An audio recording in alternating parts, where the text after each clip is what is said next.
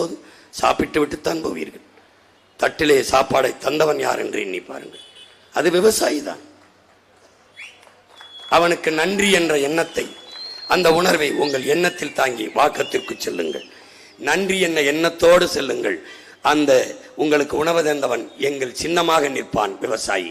அவனை தொடுங்கள் நன்றி என்று. அவனும் வாழ்வான், உங்களையும் வாழ வைப்பான். அவனும் வாழ்வான், உங்களையும் வாழ வைப்பான்.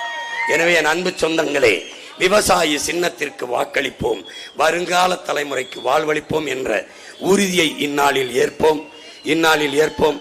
என் அன்பு சொந்தங்களே, இந்த தேர்தலில் விழுப்புரம் மாவட்டத்தில் போட்டியிடுகிற என் அன்பு பிள்ளைகளை அறிமுகம் செய்கிறேன்.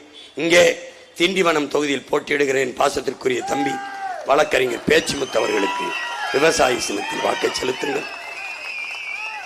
அடுத்ததாக விக்கிரவாண்டி தொகுதியிலே போட்டியிடுகிற இளங்கலை தமிழ் கற்ற என் தங்கை சுபா சந்திரசேகர் அவர்களுக்கு நீங்கள் விவசாயி சின்னத்திலே வாக்கு செலுத்துங்கள். மயிலம் தொகுதியிலே போட்டியிடுகிற என் அன்பிற்கினிய மைத்துனர் மருத்துவர் விக்ரம் அவர்களுக்கு நீங்கள் விவசாய சின்னத்திலே உங்கள் வாக்கை செலுத்துங்கள்.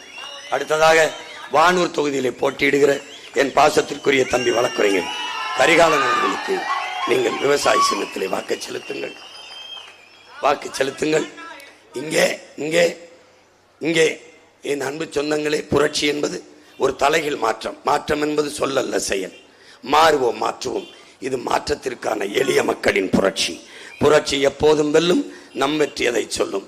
நம் இலக்கு ஒன்றுதான், நம் இனத்தின் விடுதலை. இனம் ஒன்றாவோம், இலக்கை வென்றாவோம். தமிழ் தாய் வாழ்க, தலைவர் பிரபாகரன் வாழ்க.